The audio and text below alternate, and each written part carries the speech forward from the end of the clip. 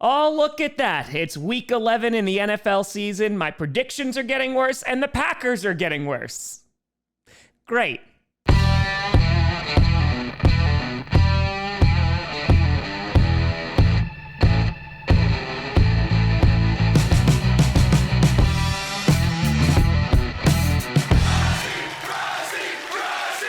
Grossi, Posse, Packer Nation. Welcome to an episode of Packcast, a podcast where you don't have to be a Packers fan, but it sure does help. I'm your host, Tom. No, seriously, I sucked last week in predictions. Grossi, and today we are going to be breaking down and predicting every single game in the Week 11 slate. Last week, pitiful. I went 7-7. Horrendous. I went against my gut for the Texans game and the Chargers game. And so because of that, I dropped to 148 on the season, putting me in 909th place, which is horrible. I was in the top 300 last week. How far I have fallen. However, there is one person who remains atop of the pick'ems, and that is Iron Cam with a 113-34 record. A huge shout out to you. I'm going to try and catch up this week, and if not, I'm just going to continue to cry.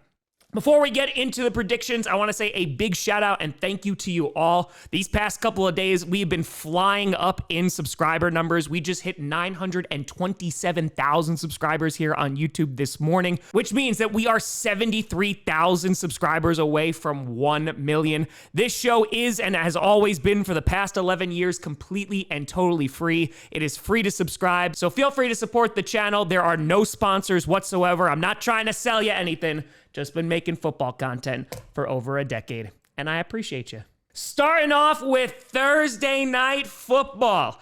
You got the New Jersey Jets taking on the New England Patriots. The Jets, don't look now, but they are on a 3-game non-losing streak. What do I mean by that? Well, they won a game before the bye, their first game against the Cincinnati Bengals. Then they had a bye week in which they traded away some of their best defensive players. But then they won again this week against the Cleveland Browns. And considering what Jets fans have gone through for their entire history, they deserve some love here, so I'm gonna make them feel a little bit better. The Jets special teams doing all the work this past Sunday as Justin Fields. There was a point where the man had less than 5 passing yards, and yet they were still able to win the game. Whether it was the kick return for a touchdown, a punt return for a touchdown, and the Jets, they got some dignity left to play for, and I respect the hell out of that. They're not a very good football team this year, obviously, as this is only their second win of the season, but they deserve some credit, and Cleveland, you lost to them, so yeah, I don't know what the hell you're doing. They're going to be taking on the New England Patriots, who were able to defeat the Tampa Bay Buccaneers this past Sunday. A game in which Henderson was electric on the ground. He had 2 huge rushing touchdowns where he broke for over 50 yards, and one was for 69 yards. And Drake May, besides that one interception in the end zone, he played really damn good, and it's just every single week, man. He has one deep ball that is absolutely incredible. And the Patriots, they're sitting pretty right now at number 3 in the AFC, and right now they are in full control of this division, and I'm sure Bills fans are going to be sitting home this week hoping the Jets can pull off the upset. I don't care if you win. I need Kylo Ren to lose.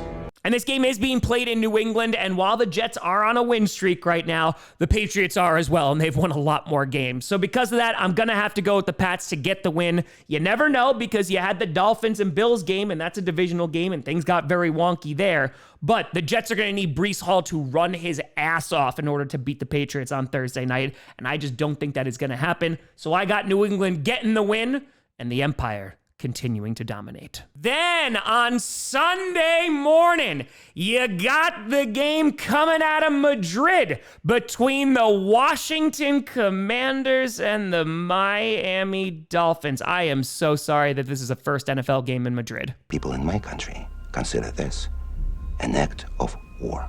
It's such a beautiful place, too. The Commanders, yeah, they got dog-walked by the Lions this past Sunday, and unfortunately for the Commanders, it just feels like this is not their season. Their defense is not playing well. Jaden Daniels is injured. They got a bunch of injuries, and the Commanders, they are just not a good team this year. And it feels like they just never had the opportunity to play complementary football because even when Jaden Daniels was in, Scary Terry was out, or vice versa. And Marcus Mariota is definitely a serviceable quarterback, but it just seems like the odds are stacked against them, and this year is just not going to be it.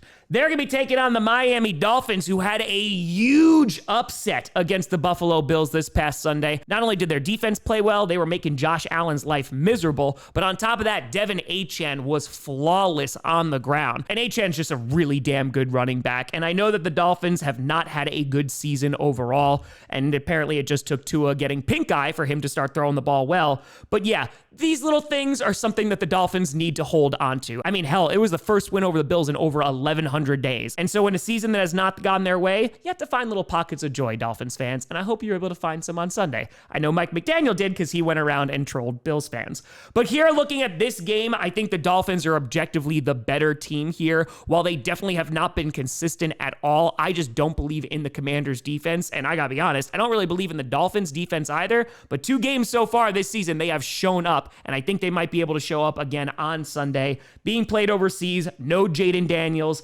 Yeah, I think the Dolphins are just going to run the ball a whole lot. And so because of that, Miami gets the win. And Madrid, I hope you get a better game next time. Then you got an NFC South showdown between the Carolina Panthers and the Atlanta Falcons. The Panthers, they were able to defeat the Green Bay Packers last week because Rico Dowdle just ran all over them. And it was like, oh, okay, we got to start taking the Panthers a lot more seriously.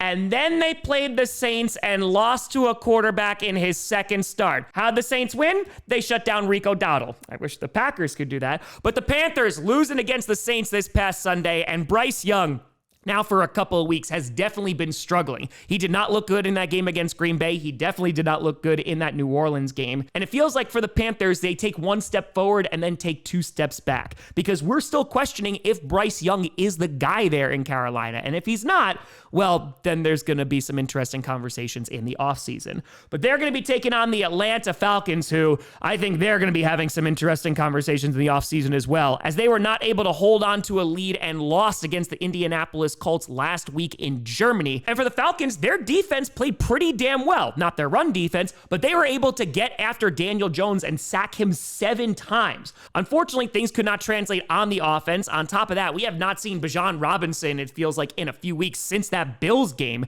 And because of that, their offense has definitely not been as effective as you would like it to be. But for the Falcons, it feels like they are just figuring things out right now. We all remember the last time that these two teams played, in which the Panthers shut out the Falcons 30-0, and I'm sure Falcons fans would like to pretend that that never happened. I do not recall that. Doesn't ring a bell. Sorry, I have no recommendation of that. No. Jack No. Stack. No idea. You do recall it? No, I don't recall that at all. And this game being played in Atlanta, it's going to come down to, can the Falcons stop the run? They could not do that against Jonathan Taylor, as he ran for over 240 yards and 3 touchdowns on them last week. And if they're not able to stop Rico Dowdle, it could be a problem. The one thing that I think is in the Falcons' favor is that pass rush. If they're able to get after Bryce Young and force him to make mistakes, then I think the Falcons can pull off a win. But like I said, it's all going to depend on that run defense. But here, I'm going to give the slight edge to the Falcons. I don't think you're going to see the shutout like you saw last time these two teams played. I'm going to go with Atlanta to get the win. I just think Bryce Young has not been playing some great football. I think the Falcons defense can take advantage of that. And if they do, Falcons should be able to be victorious. Following that, you got the Tampa Bay Buccaneers taking on the Buffalo Bills. Both these teams losing some pivotal games last week. The Buccaneers losing against the New England Patriots, and unfortunately for the Buccaneers, they are just battered on the offense.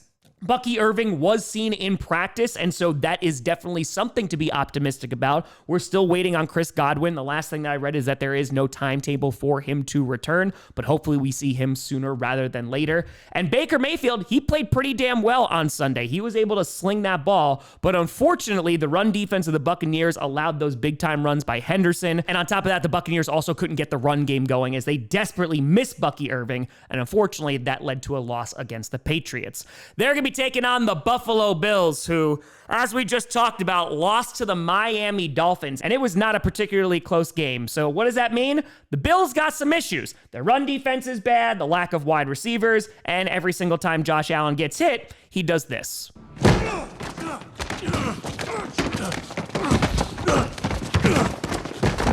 It's a tough game out there. But talking about the Bills, they are so frustrating because they, of course, had that big win over the Chiefs just the week previous. And it was like, oh, okay, their defense is looking really good. They nearly shut out the Panthers. They were able to stop the run game. And you're like, okay, maybe things are starting to build. They got some guys back from injury. Unfortunately, while they are still dealing with some injuries now, it just seems like those offensive woes are not going away. And I know that we talked about the Bills heading into last season of not having a ton of wide receivers, but Josh Allen was able to will his team, obviously won MVP, and that offense was really damn good when they had a balanced run attack with James Cook. James Cook couldn't get things going last week, and so because of that, they lost the game. And now taking a look at this game, if Bucky Irving is able to return for the Buccaneers, I think that is a huge boost because they should be able to run on this Bills defense. On the other side of things, though, taking a look at what Henderson was able to do last week, James Cook could also get it going, and so I would not be surprised if this is a very close game. Being played in Buffalo, I'm going to give the slight advantage to the Bills, and I do think because the Buccaneers are still not going to be at full strength on offense, hopefully the Bills are going to be able to contain whatever the Buccaneers offense throws at them. So because of that, even though I do think it's going to be close and I can see the Buccaneers winning this, I am going to go with the Buffalo Bills to get a bounce back win. This would be a big win, not in terms of the standings or anything, but for their confidence and also against shared opponents as the Patriots just beat the Buccaneers, hoping that they keep stride with New England because as this season gets later and later, we are looking at the playoffs and the Bills, they got some catching up to do and hopefully they can get closer with a win this week. Then it's a battle of best friends. You got the Houston Texans taking on the Tennessee Titans. The Texans, holy cow, man, what a freaking game in that fourth quarter. Scoring 26 unanswered points, down 29-10 in the final quarter, and General Mills led that team to an unlikely comeback victory.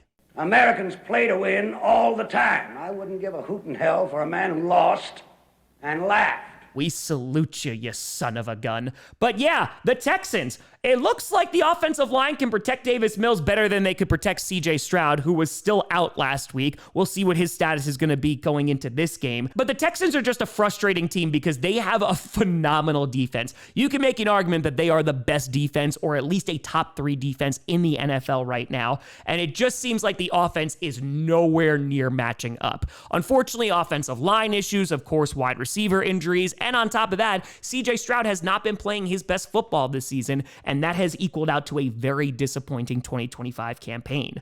But they're going to be taking on the Tennessee Titans, who could not hurt their fan base last week as they were enjoying a bye. And for the Titans, yeah, things have been not so great at all this season. Cam Ward, again, I do like him a lot, but their offensive line has plenty of issues. They really don't have a ton of offensive firepower, and I think Titans fans are just looking forward to next season already.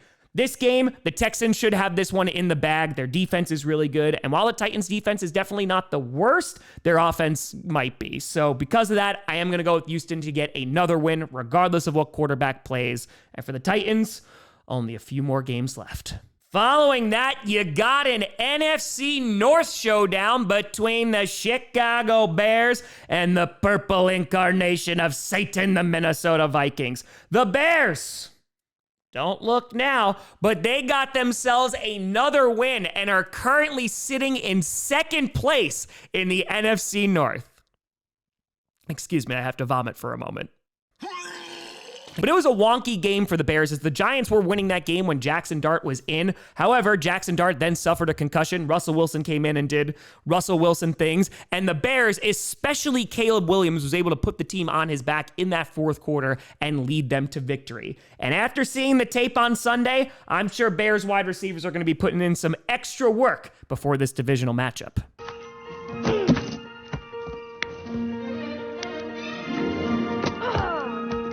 Come on, fellas. Tomorrow's the big one. Don't let me down. Seriously, they could not catch a freaking cold. They're going to be taking on Satan here as they lost to the Baltimore Ravens last week. The Ravens defense definitely stepped up. J.J. McCarthy, otherwise known as 9, did not have a very good game. And unfortunately for the Vikings, they're just a little bit hot and cold. But I got to be honest with you, this is kind of to be expected. J.J. McCarthy has barely played in the NFL, and so you're going to have a bunch of ebbs and flows throughout the season, and especially he's just got to play more consistently. Going up against the Chicago Bears is going to be an interesting challenge. Of course, the first time we saw J.J. McCarthy this season, he was able to defeat the Bears in that comeback victory, and we'll see if the Vikings are able to do that again. I definitely do have some concerns with the Vikings, and right now, I'm leaning the Bears to win this game. I just think they're a gritty football team, and they're finding ways to win. It might not be the most impressive, and they definitely do still have some issues, but so do the Minnesota Vikings. And with Justin Jefferson not playing super well, and J.J. McCarthy, who is going to be inconsistent in what is basically his rookie year, I'm going to go with the Bears to get the win here, avenging their week 1 loss, and whoever loses, I'll be happy. Then, speaking of happiness, you got the Green Bay mother-loving Packers taking on the New York Giants. The Packers lost 10-7 this past Monday night against the Philadelphia Eagles. Their defense played a phenomenal game of football, but their offense, yeah, that was poopy caca. Not only did you have terrible turnovers, you had terrible blocking, you had drops, and after that 4th down play call, I'm sure this is what every single Packers fan wanted to ask Matt LaFleur in that post-game press conference. Can I ask a question? What is wrong with you? But another frustrating loss for the Green Bay Packers, who only have 3 losses on the season. But good God, man, the point differential is insane. Whether it's 3 points to the Browns or barely losing to the Panthers or 3 points to the Eagles, their defense is keeping them in games, but these past couple weeks, the offense has just not been able to find its rhythm ever since that second half in the Steelers game. And they're going to need to pick things up as they're going to be taking on the Giants this week, who just fired their head coach, Brian Daboll, no longer in charge, as Kafka is going to be taking over there in New Jersey. And on top of that, they announced that Russell Wilson will not be getting the start this upcoming Sunday, which is probably the best decision that the Giants have made all year. Instead, it is going to be Jameis Winston who is going to be taking over as QB1 if Jackson Dart does not clear concussion protocol. And taking a look at this game, this is a game the Packers need to and also should win. The Giants' offensive line is really not good, and unfortunately for the Giants, they've been dealing with a ton of injuries all season. And if Jackson Dart can't play, who was their best player on offense this past Sunday against the Bears, I do like the Packers' chances here. Now, Jameis Winston is a wild card as he can definitely air that ball out. But if the Packers are able to get some pressure and hopefully pick up some sacks, as they've only had 1 in the past 2 weeks, I think the Packers should be able to get a win. I know that us Packers fans always have a little PTSD when it comes to the Giants because they have ended many of our seasons before, or Tommy DeVito beats us on Monday Night Football. But here, I'm going with the Packers getting the win, and if not, it's going to be a really rough end of the season. Then you got a rematch on Sunday between these two AFC North rivals. You got the Cincinnati Bengals taking on the Pittsburgh Steelers. You got old man Flacco taking on old man Rodgers in the icy hot bowl too. And honestly, both these teams need the win if they want to sniff the postseason. Hey, how's about I join you kids? That's okay. You can keep it. Why do old people always have to ruin the fun? The Cincinnati Bengals got to enjoy a bye week last week, and they desperately needed it. And unfortunately, the last time we saw the Cincinnati Bengals play, their offense was incredible. They had nearly 500 yards of passing offense. Unfortunately, their defense is the hottest of garbage. And now heading into this game, they're going up against the Pittsburgh Steelers, whose offense was the hottest of garbage on Sunday night as they lost to the LA Chargers. The Steelers defense still did a nice job. No, they didn't force 6 turnovers like they did against the Indianapolis Colts. But for the most part in that game, they were able to keep Justin Herbert in check. They were also hitting him a whole bunch of times. But unfortunately for them, the Chargers just were able to run away with that game as the game went on. And taking a look at this one, it could go either way. The Bengals defense is so atrocious that even if Joe Burrow is back in practice right now, I don't know how much of a difference it's going to make because, again, Joe Flacco is actually doing really well with Cincinnati. And for the Steelers, they can't find any damn consistency on offense. And so while the Steelers did get some secondary help this week as they signed Asante Samuel Jr., we'll see if he's going to be able to provide that relief to the secondary that is very much needed. This could be a complete and total shootout. Joe Flacco can sling it. You don't know about the Steelers secondary. And again, the Bengals have no defense, so Aaron Rodgers should have a pretty nice night. So here being played in Pittsburgh, I'm going to go with the Steelers to get the win here. We'll see if Trey Hendrickson is going to be back for Cincinnati. That definitely could be a difference maker here. But the last time that these two teams played, the Bengals could not get any pass rush on Aaron Rodgers. I imagine we will see the same result here. And even though the Bengals won the first one, I got Pittsburgh winning this one, avenging the series and tying it at 1-1. Following that, you got the LA Chargers taking on the Jacksonville Jaguars. The Chargers were able to put the Steelers away this past Sunday night in prime time, and it was a great game for that Chargers defense. They were able to stop whatever the Steelers were throwing at them. On top of that, Justin Herbert, he has been having a sensational season, especially behind that offensive line that is intent on seeing him killed. So, hey, Justin Herbert, just know that this one guy is really rooting for you. And also your health, because I am afraid for you. But unfortunately, without Joe Alt and Rashawn Slater, there is no help that is coming anytime soon for that offensive line. And still, the fact that the Chargers can put together some wins, they're a gritty football team, and I would love to see what they look like at full strength. But even in their current state, they are still a playoff team. It was confirmed yesterday that Omarion Hampton will miss Week 11, so we are going to have to wait a little bit longer for him to return, and I think that will be a huge boost to their run game. But Vidal has been pretty darn good, and he was able to run that clock out at the end of that Steelers game. And so, as long as they're able to establish the run, I think the Chargers are going to be okay. They're going to be taking on the Jaguars, who are playing the Chargers this week after suffering a charging of their own last week. Yeah, they might need the scriptwriter's help. Listen carefully before I forget how to say this. You gotta help us. We are so screwed. But the Jaguars are just a bit of a hot mess right now. They have many problems on the defensive side of the ball. The offense did not do a great job at all closing out that game as they couldn't score a single point in that fourth quarter. I mean, hell, Trevor Lawrence turned the ball over at the very end of that game. And it just seems like no matter what the Jaguars do, they can't kick it into a second gear. They had that big win against the Kansas City Chiefs, and I was like, oh, this is the turning point. This is the Jaguars team that we've been waiting for.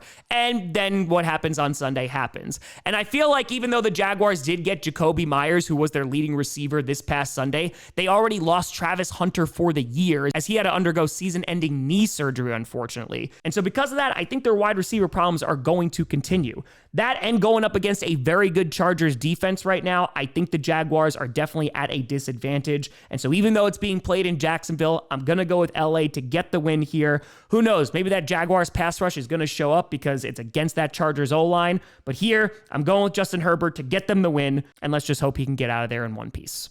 Then, you got the potential game of the week. The Seattle Seahawks taking on the LA Rams. Two of the top teams in the NFC going head-to-head this week. And there can only be one winner. Let them fight. This is going to be a good one. The Seattle Seahawks beating the absolute crap out of the Arizona Cardinals last week. Yeah, DeMarcus Lawrence getting 2 fumble recoveries for a touchdown. Their defensive line has been outstanding this season. And on top of that, they got the ground game going. And by the second half, they didn't even need Sam Darnold, even though he continues to fumble because, I don't know, he's just being charitable. But yeah, the Seahawks are a really damn good football team. They're ranked number 1 in my power rankings right now. We keep talking about that secondary getting better when folks return back from injury. And yeah, the Seahawks are not only playoff contenders and are in a very good position to win the NFC West, but we might be talking about them as possible Super Bowl contenders if they're able to knock off the Rams this upcoming Sunday. They're going to be taking on the LA Rams, who have been sensational for the past few weeks. Matthew Stafford's name has been thrown into the MVP conversation. Their defense has been great. On top of that, their offense is firing on all cylinders. And honestly, this is going to be an excellent football game. You look at the Seahawks D-line, and the thing that I'm concerned about with the Rams is how well they're going to be able to protect Matthew Stafford going up against a really good pass rush. I think that's going to be a big factor here. On top of that, Stafford going up against that secondary of Seattle, I think he's going to be able to sling that ball pretty well. And for me, it's a total coin flip, and I am going to go with the LA Rams here. And the reason why is because right now the Rams have a turnover differential of +7. They're getting takeaways and they're not giving the ball away. The Seahawks right now, they have a turnover differential of -4. And unfortunately, with some of those coming in the second half, you saw it last week, but especially against the Houston Texans, if that happens here, I could see a turnover being the difference maker in this game. So I'm going to go with the LA Rams to get this win here. Again, I could see either team walking away with the win. These two teams will see them once again in about a month playing in Seattle. But this time, I got the Rams winning, and we'll see if they could dethrone the Seahawks. Then, yet another NFC West showdown. You got the San Francisco 49ers taking on the Arizona Cardinals. The 49ers, yeah, they ran into a buzzsaw that were the LA Rams this past week, and that was definitely a tough game. Unfortunately for the 49ers, they have a ton of injuries, but the good news is nobody got seriously injured this past Sunday, so that's something to hang your hat on. And again, you got to give the 49ers a ton of credit, the fact that they're even competitive after losing all of these players. Now, they should be getting some reinforcements back, especially on the offensive side of things, as the season gets a little bit later. And hopefully they get guys like Brandon Ayuk back. We'll see if Brock Purdy's even going to play anytime soon, as Mac Jones has done a serviceable job. But yeah, it's tough going right now for the 49ers. They're going to be taking on the Arizona Cardinals, who, after coming off their big win against the Dallas Cowboys, they ran into the buzzsaw that were the Seattle Seahawks last week, and they really just had no shot in that game. They were down 21-0 by the end of the first quarter, and even Jacoby Brissett could not save that offense. And unfortunately, the Cardinals have been dealing with some injuries of their own. Not only Kyler Murray, not only James Conner, but on top of that, Marvin Harrison Jr. has appendicitis and is out this week after getting surgery. So I'm sure Trey McBride is going to have another long day of work this upcoming Sunday. I'm tired of this, Grandpa. That's too damn bad! You keep digging! And for the Cardinals, while Jacoby Brissett has definitely been able to operate that offense better than Kyler Murray, it just feels like they are not a great football team this year. They're a good team, and they can definitely win games and keep it close against competition, but I feel like we've been saying that for the past couple of years with Arizona. We joke around about them being my dark horse every single year, and it just feels like they don't have enough to get over the hump. I know some Cardinals fans are looking at that coaching staff and going, maybe they're the problem, and we'll see, as they're going to have a tough game against San Francisco here. And honestly, looking at this game, I could see this one going down to the wire as well. This is a total coin flip, just like the last game between the Seahawks and the Rams. But I'm going to go with the 49ers to get the job done here. With Marvin Harrison Jr. out, that's just another weapon out for the Arizona Cardinals. And considering they're already down a few weapons, yeah, I got the 49ers defense being able to stop them here. And if CMC is able to get things going, he's their entire offense, the 49ers should be able to get a win. It can't be appendicitis. I eat more than enough bacon. Following that, it's an AFC North matchup between the Baltimore Ravens and the Cleveland Browns. The Ravens coming away with a big win this past Sunday against the other Purple Devils, and that was the Minnesota Vikings. And their defense, as we were talking about, looked real good. Getting some guys back from injury definitely helped. On top of that, Lamar Jackson played solid. Derrick Henry had a pretty good day. And it just feels like the Ravens were just waiting for them to take over for the Steelers, as I don't know if they're going to be able to hold on to that divisional lead. Now, the Ravens are in a weird spot because they had a rough start to this season, so they do have a long way to go to get back into contention. But the good news is, if they stay healthy, I think they should be able to do just that. Talking about contention, or lack thereof, they're taking on the Cleveland Browns this week, and at this point, I think Browns fans are just ready to see Shadur Sanders. Well, we're waiting. Dylan Gabriel is, Yeah, he's okay. And unfortunately, the Browns, while they do have a very good defense, their offense is, it is the definition of Judkins is a running back that I really like, and he's had some really good games this season, but they just need a solid quarterback there. On top of that, Stefanski, it feels like his seat is getting a bit warmer. And at some point, I think they're just going to have to switch to Shedeur just to see what they have, because they're going to have some interesting conversations this upcoming offseason about what they're going to do at QB. And I wouldn't be surprised if they draft yet another one. And for Cleveland, they did not lose that game against the Jets because of their defense, because it was the Jets' special teams that was the difference maker there.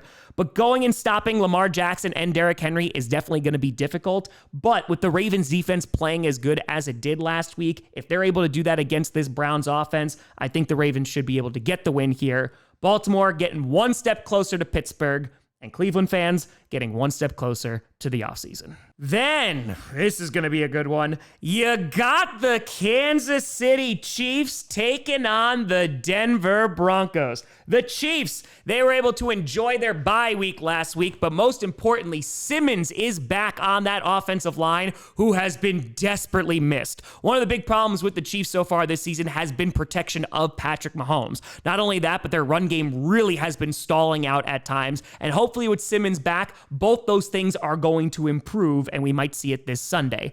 However, they are going to have a challenge going up against that Denver Broncos defense, who has been superb this season. They are legitimately one of the best defenses in the league, and they were able to hold the Raiders to 7 points this past Thursday in a game that definitely happened. Their defense is pretty much the sole reason why they have won this many games and are sitting at number 2 in the AFC and atop the AFC West right now. But their offense, yeah, that's definitely where there are some question marks, especially struggling against that Raiders defense. There are some concerns, whether you look at the play calling, whether you look at Bo Nix or the execution, a variety of things is making that offense not look as good as you would hope. On top of that, the Broncos are dealing with some injury challenges as J.K. Dobbins might be heading to IR. And on top of that, Alex Singleton, who got diagnosed with testicular cancer, is out because he had successful surgery, hoping for a very quick recovery for him, as that is absolutely incredible that he played through that. But more importantly, he is going to be okay. And here, the Chiefs might be catching the Broncos at the right time, but I don't think the Broncos are going to let the Chiefs bully them anymore.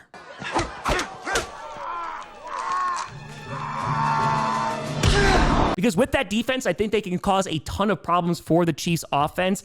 But with Simmons back, I think that's going to give them a slight advantage. I think they should be able to move the ball just enough, especially with guys like J.K. Dobbins, Singleton, and Pat Surtain out. I feel like the Chiefs are just catching the Broncos at the right time. So because of that, I'm going to go with Kansas City to get the win here. I think Bo Nix might have a tough time moving that ball against Kansas City's defense. And so, yeah, I got to go with the Chiefs to get this first win. We'll see what happens in their rematch. Then on Sunday Night Football, you got the Detroit Lions taking on the Philadelphia Eagles. The Lions, they were able to put 44 points up against the Washington Commanders. Their offensive woes seem to be completely saved, and Dan Campbell must be feeling pretty super after that play calling on Sunday.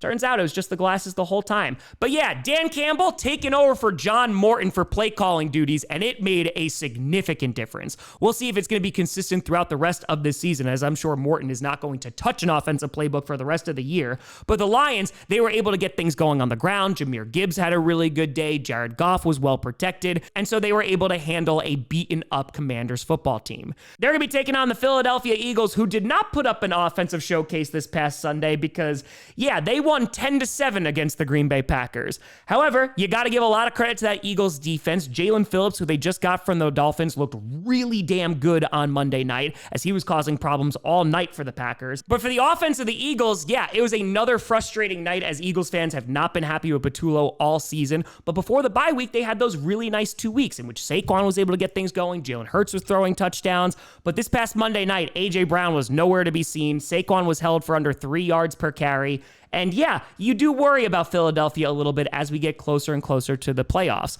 The good news is nobody's competition in that NFC East. And on top of that, they're still number 1 in the entirety of the NFC. So there are worse things. This game being played in Philadelphia, I originally picked the Eagles to win this football game. However, the Lions' run defense has been pretty damn good so far this season, and I think they're going to be able to stop Saquon Barkley. The question is, can the Eagles stop David Montgomery and Jahmyr Gibbs? As I think that's going to be one of the biggest matchups in this game. On top of that, is Jared Goff going to be able to be protected like he was last week? They are going up against a very different defense, and is Phillips going to be able to be a game wrecker with guys like Jalen Carter? Because that could shift things in the Eagles' favor. But overall here, it's a close one, but I'm gonna go with the Detroit Lions to get the win. I just think there's a little bit more consistency in their offense. And while I don't think they're gonna have the same success like they did against the Commanders, I do think that they could put up more points than the Philadelphia Eagles right now. So because of that, I'm going with the Lions to get the win. They can rub it in the Packers' faces, and yeah, we'll see you on Thanksgiving. And then finally, you got the Dallas Cowboys taking on the Vegas Raiders. Yeah, somehow ESPN is going to have to find a way to use this game as another selling point for their app. Could you pay me in advance?